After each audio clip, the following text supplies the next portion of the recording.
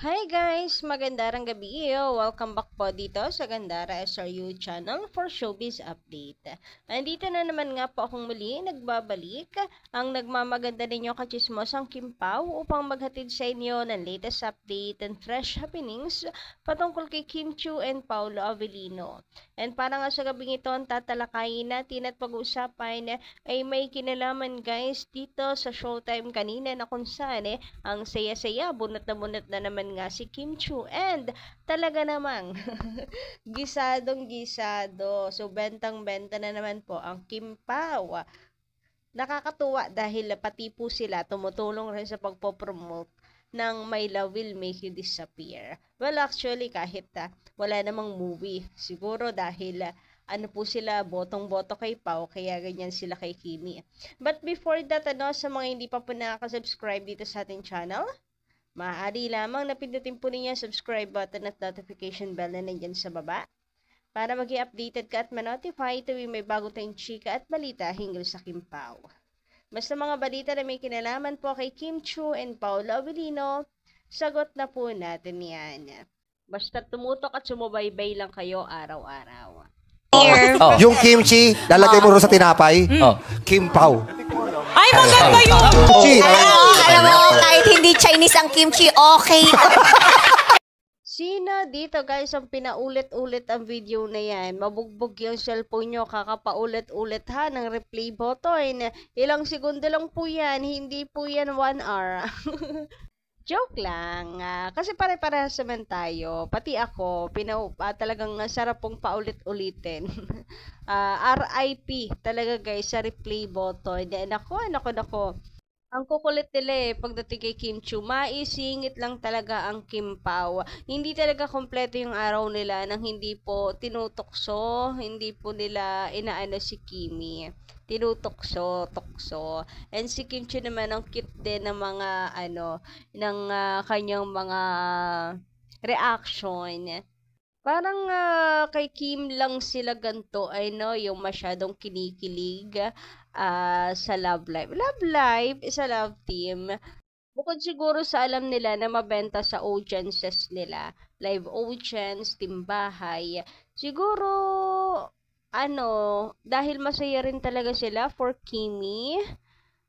Dahil pati sila fanay din talaga ng Kim Pao na finally, nakikita nila na nasa tamang tao na si Kim Chiu. Pwedeng ganon. In short, botong-boto sila kay Paolo. Kasi kung hindi naman sila happy for Kim, ay hindi naman sila magiging ganyan sa kanya. So, for the support na lamang din nga kay Kim Chiu bilang kaibigan at katrabaho nila, 'di ba? Anyway, speaking of Kuya Chong, so eto pa at mayroon pang pagbubuking sa Kim Pao. At magkasama daw na nagmumotor. Ayusin mo Kuya Chong, linawin mo ng ayos, sabay silang nagmumotor o angkas ni Papi. Ay, grabihan yun. Pero maganda kung ano rin nila to, habit. Ride safe lang talaga. Pero, totoo, Kuya Chong, medyo nabitin na kayo doon. Anong ibig mong sabihin sa magkasamang nagmomotor? Sabihin mo naman na magkaangkas. Ay, yun na kaya po si Kimi kay Papi habang nag-ano. Ay, sus ka! Grabing ilusyon talaga yan, Gandara. Anyway, ayun nga, sabi dito, bunot na naman ang chilitan. Si Kimi, hindi rin talaga nakasagot agad. Hindi niya rin nakalain na bubukingin siguro siya ni Kuya Chong. May yung pagmumotor nila na magkasama. Uy, palapag naman po ng picture dyan, guys. Baka meron po mga nakapitik. Pa-share naman. Panawagan, Bestie Darren, baka may entry ka dyan. Baka may paayuda ka dyan. Baka naman, padadalhan ka namin ng chocolate. Padadala ng chocolate. Sinuhulan si Bestie no? Pero, kidding aside, nakakamiss guys na makita yung gantong activities ng Kim Pao. Kagaya ng bike, ayan, kailan kaya ulit? Yung morning sessions nila?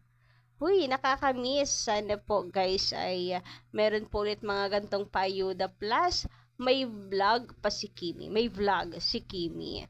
Sana i-vlog niya. Pero mula po talaga nung vlog ni Kimi sa Dubai, ano talaga ako, nagki-crave ako ng more vlogs pa ng Kim Pao. Alam mo yun, sana meron po ulit.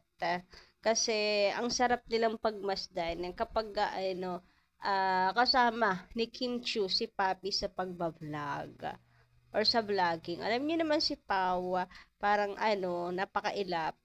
And dito rin natin nabubuking how they are in real life of cam.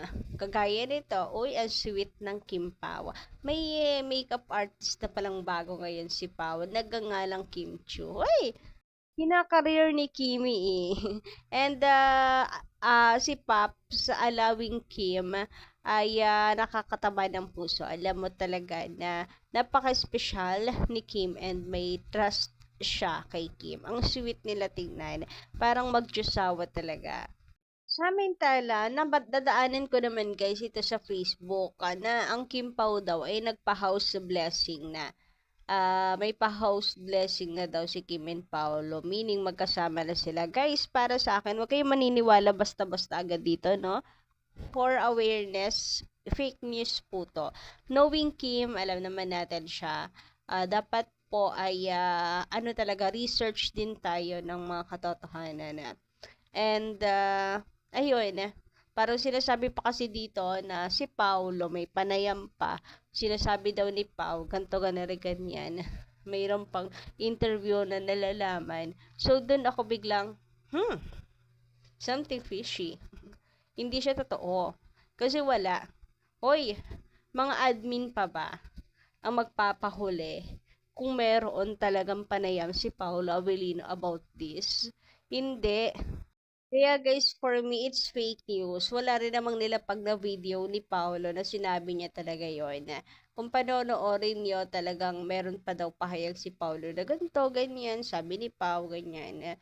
And ayon sa caption nga niya, Kim Chiu and Paolo Avellino nagpa-house blessing sa bahay nila. Bahay nila. Ha? And ang galing naman, nakapagkalap sila ng impormasyon. Video reveal naman ng house blessing. Charot! Pero yun nga, yung sinasabi ko sa inyo guys, awareness. Kalat na ngayon ng fake news. So, wag natin sirain guys yung image nitong si Kim Chiu. Mga nagpapakalat din na buntis na si Kim, ha?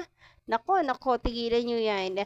Nagbubuhat pa nga ng mabigat na barbell itong si Kimi, tapos sasabihin yung preggy. Hoy, huwag ganon. Wala kasing ganon.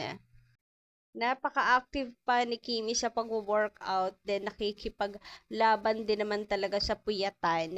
So, imposible yan, dun pa lang. Kaliwat kanan, okay lang mapuyat, kinabukasan diretso sa gym, workout.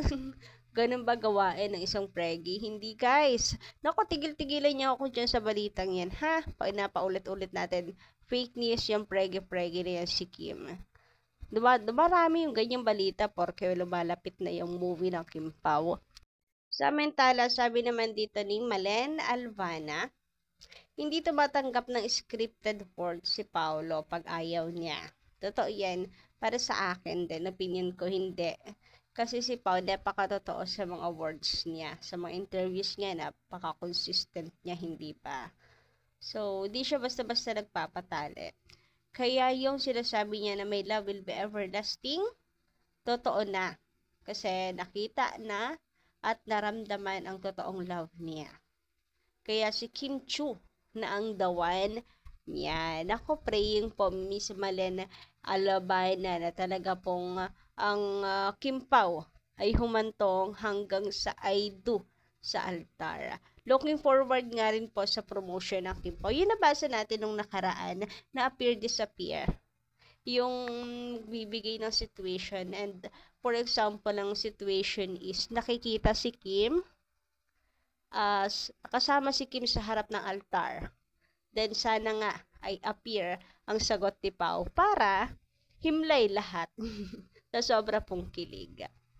Ang ganda nun guys, ang ganda.